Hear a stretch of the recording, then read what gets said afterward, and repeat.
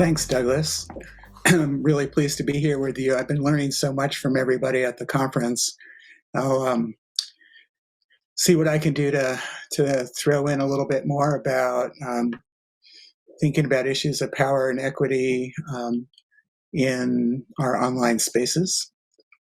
So the workshop will this afternoon will be exploring the challenges to hosting those conversations, like many of us have been doing, and in particular looking at power dynamics in the meetings and how hidden and not so hidden dynamics can hinder the progress. And if you're working with them well, they can actually make it easier to do the work. And as we're in this world right now, which is in the United States anyway, so polarized and seemingly black and white in the public spaces, I'm curious, how do we hold complexity and diversity in meetings, especially in public meetings, in a way that allows us to really fully bring everybody's voice in? And then in the afternoon, also, we'll share some facilitation and outreach tips that you might have from your own work.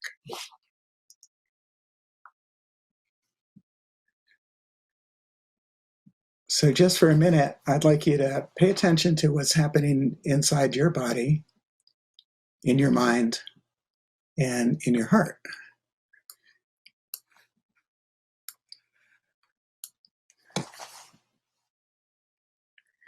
And if you'd like, you can share 3 words for each of those, one for each of those parts of who you are into the chat.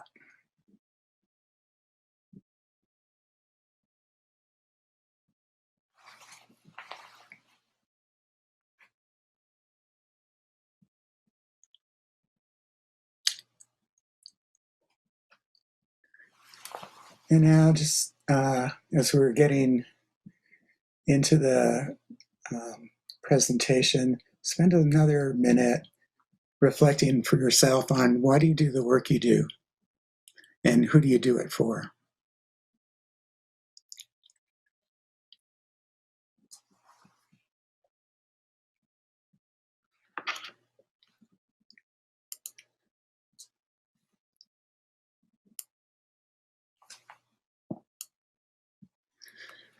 So my overall method when I think about designing meetings, first I think about how I can create a space where each person can fully participate and how we can hold an appreciative approach to the issues that we're facing in a way that allows us to be looking at them squarely.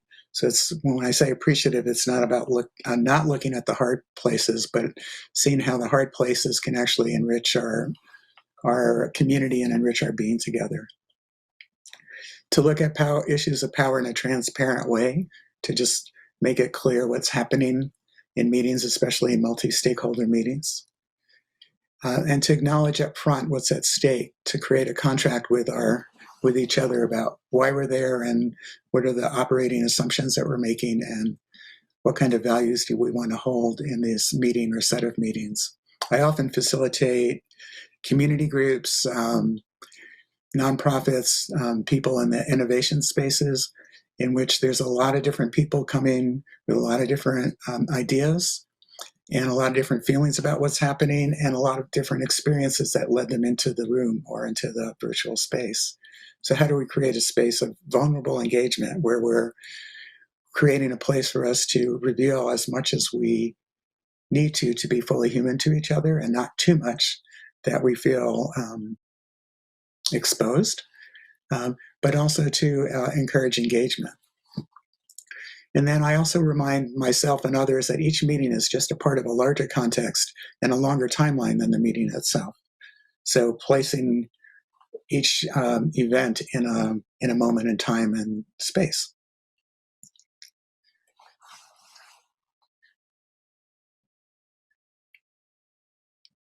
So remember a time when holding a meeting pleasantly surprised you?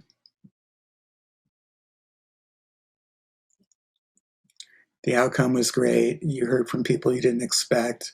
You shined in some way that you hadn't expected for yourself.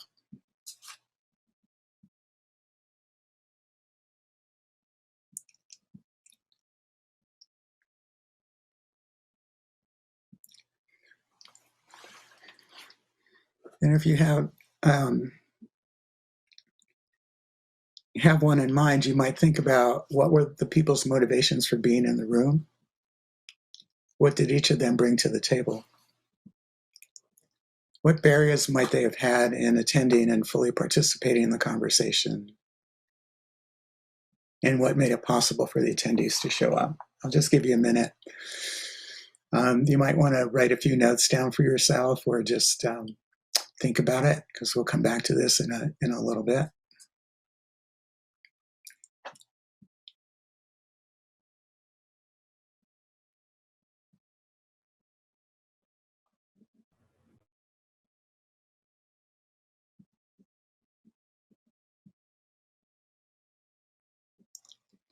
And of course, what made it possible for the attendees to show up.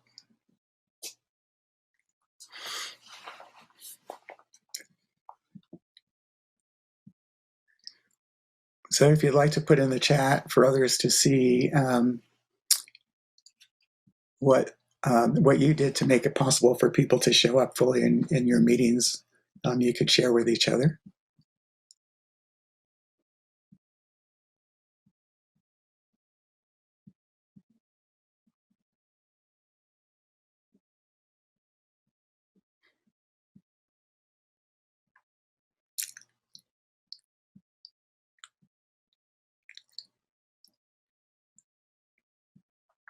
And in each meeting, design, whether it's for a one-off event for an industry or for company type of event or for a community event, I'm always thinking about how do we design for equity as well as participation.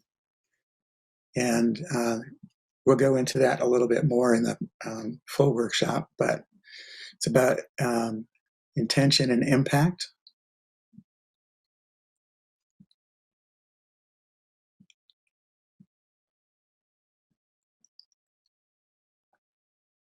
As we think about those things, we can ask ourselves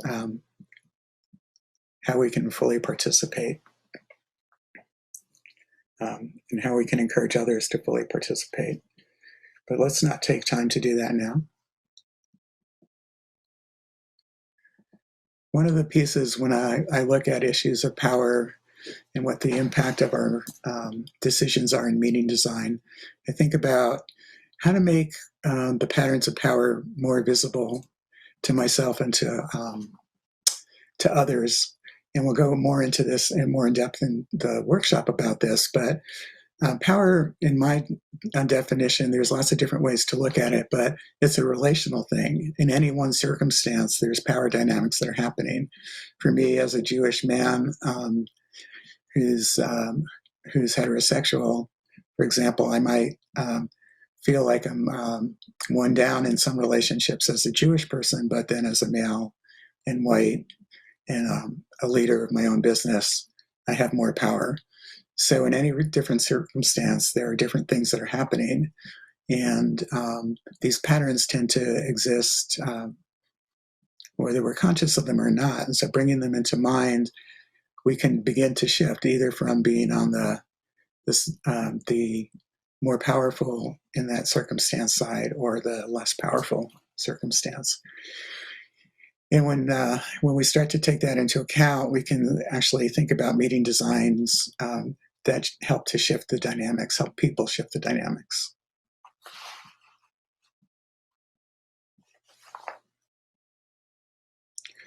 So we'll talk about specific ways that we can shift the dynamics in virtual space.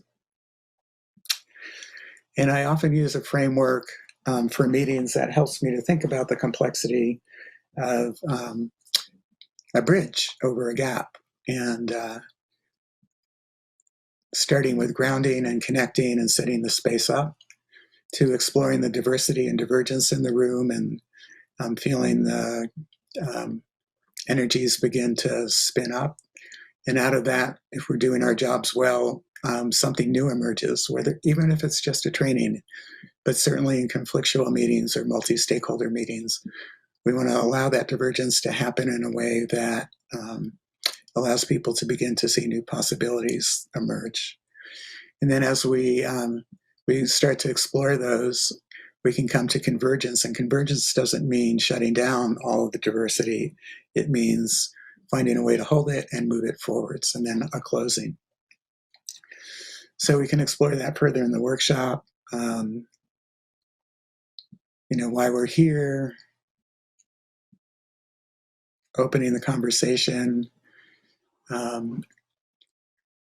looking for where the conflict is, looking for where the possibilities are. There's all sorts of techniques we can use for that. And then as we begin to emerge, we want to see what's possible to create a brave space. Some people talk about creating psychological safety in meetings. We've talked about that a bit earlier yesterday. A lot of folks I engage with talk about creating a brave space, which is actually creating a space where we can actually venture forth a little bit from our feelings of comfort into the just enough discomfort or uncomfort so that ourselves and the community in which we're engaging with can change. So creating a brave space, I might feel uncomfortable for a bit when I'm in it, but I also know that taking that step is going to help us move forwards together. So how do we create a brave space together as part of the design thinking that I use for these kinds of meetings? Moving into emergence, hopefully out of all that seeming chaos and diversity of thinking and ideas, new ways of integrating the data, new ways of integrating the different experiences that people have had, and looking for what we've missed so that can begin to create a vision for the next iteration of what we're doing.